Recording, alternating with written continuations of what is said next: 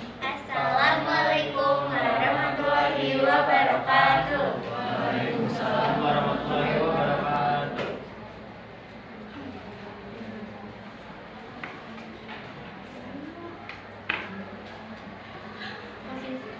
Langsung saja saya mulai presentasinya. Peran pemuda dalam demokrasi Indonesia. Yang pertama ada kebebasan berpendapat. Kita memilih berdiskusi saat diskusi kelompok. Jadi kita tuh jangan sampai nggak berdiskusi saat kerja kelompok atau gimana, atau tidak berpendapat, terus malah main HP atau kayak malah sibuk sama yang lain gitu. Jadi tidak berdiskusi, jangan seperti itu. Yang kedua, ada perilaku adil dan jujur. Kita memilih mengerjakan tugas secara mandiri. Contohnya itu kalau ulangan tuh jangan nyontek dan lainnya. Sikap menerima keputusan. Kita memilih mentaati peraturan sekolah seperti memakai atribut sekolah yang lengkap itu, mengerjakan tugas dengan tepat waktu. Terus selanjutnya ada sikap menghargai. Kita memilih menghargai pendapat teman saat presentasi. Seperti tadi kayak kalau misalnya kita tuh gak setuju sama pendapat kelompok lain atau kelompok yang tidak suka atau gimana, kita tuh jangan sampai kayak kok gini sih, berusaha kayak menghargai seperti itu. Selanjutnya ada proses penyelesaian masalah, yaitu dengan berdiskusi dengan teman yang berselisih. Tujuannya untuk menciptakan ruang yang aman untuk mereka dan mereka dapat memberikan pendapat mereka masing-masing untuk menemukan titik terang dan kita bisa membantu mereka untuk menemukan solusi. Lalu ada menyuarakan aspirasi, yaitu dengan mengajukan peningkatan fasilitas sekolah. Misalnya ada fasilitas yang rusak, contohnya bangku, kita bisa mengajukan ke guru untuk diperbaiki bangku tersebut. Lalu di lingkungan tempat tinggal, yaitu kebebasan berpendapat, yaitu dengan menyampaikan ide di kegiatan warga. Kita bisa mengusulkan program kegiatan kebersihan, yaitu dengan memilah sampah, tujuan untuk mengurangi pencemaran di lingkungan tersebut. Lalu ada perilaku adil dan jujur, yaitu kita tidak berpihak pada perselisihan. Maksudnya kita tidak berpihak pada salah satu pihak saja gitu. Jadi kita harus mengumpulkan informasi dan mencari kebenaran yang terjadi dan tidak dan untuk membantu mereka menemukan solusinya gitu. Selanjutnya ada sikap menerima keputusan, kayak seperti mematuhi menerima jadwal corona kampung, terus bergotong royong barusan.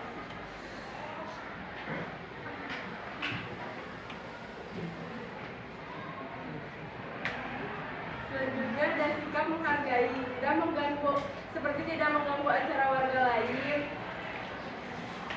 dan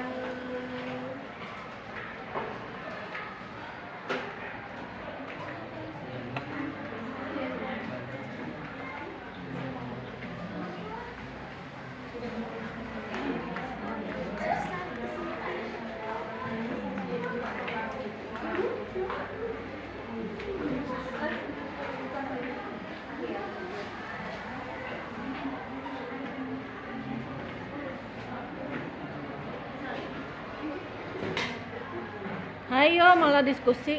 lalu ada proses penyelesaian masalah. Kita bisa menyelesaikannya dengan lewat musyawarah untuk yaitu mencari solusinya dan kayak gimana nih biar mereka tuh bisa akur lagi dan tidak ada permasalahan. Lalu menyuarakan aspirasi.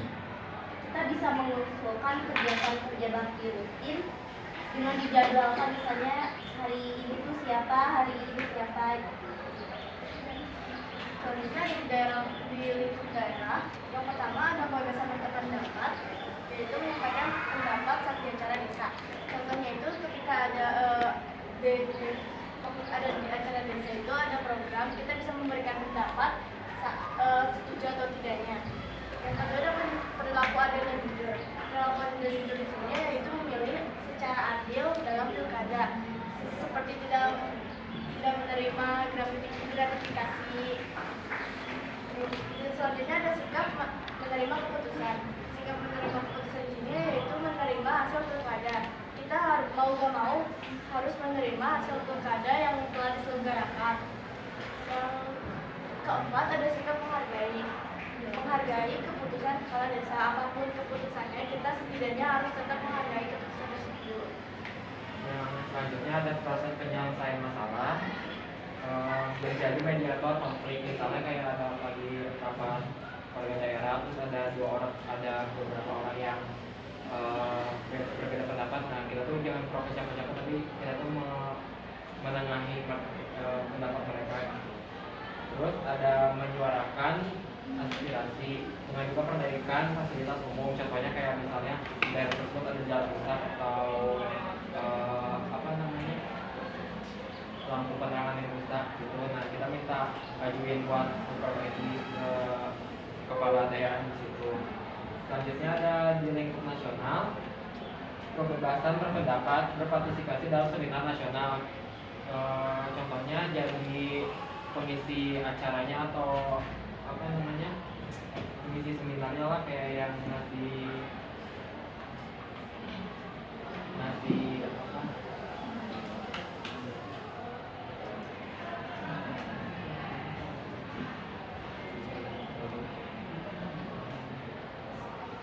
yang ngasih materinya.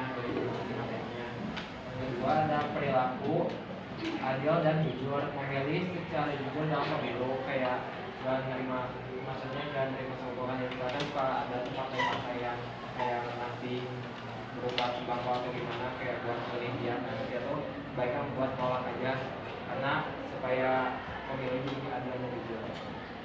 Lalu di sini ada sikap menerima keputusan. Di sini kami memilih menerima hasil pemilu.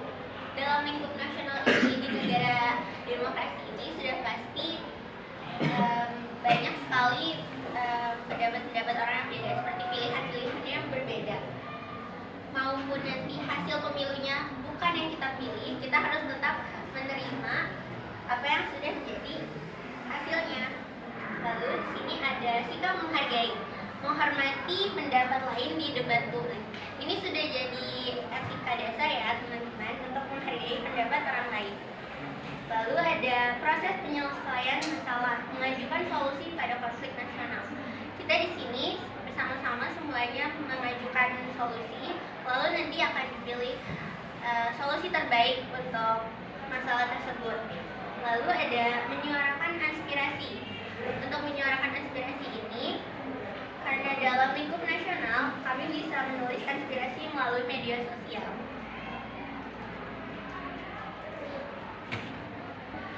Ada pertanyaan, teman-teman? Yo, pertanyaan.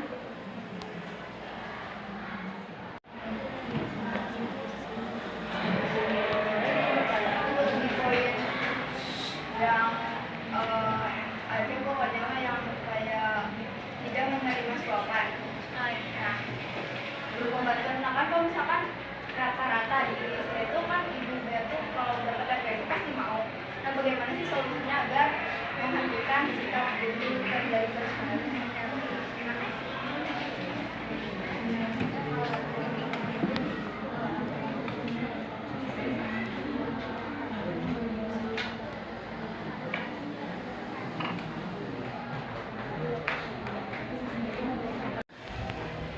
Yang barisan sana ada yang mana ya?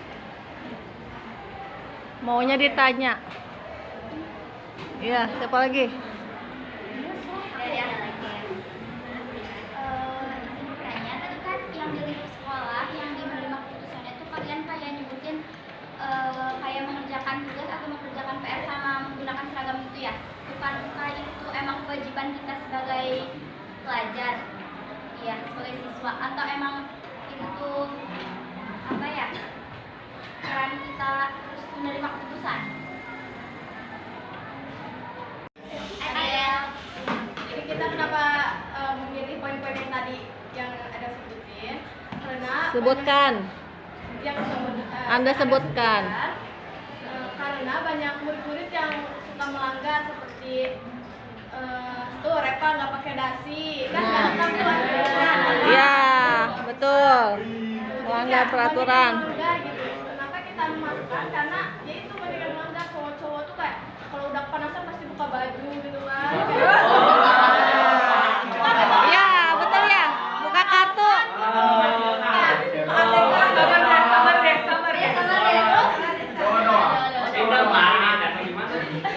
Oh, begitu Ibu baru tahu.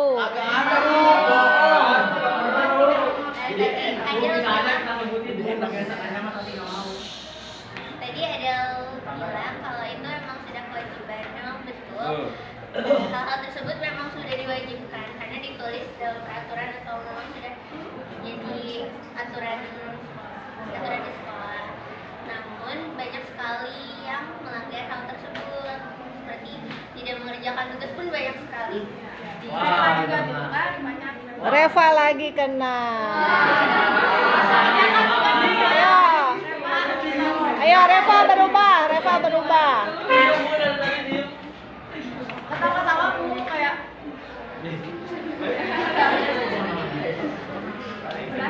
Makasih. Udah dua pertanyaan ya? Ya, udah dulu ya, dua ya. Kami tutup ya presentasinya. Wassalamualaikum. Ya,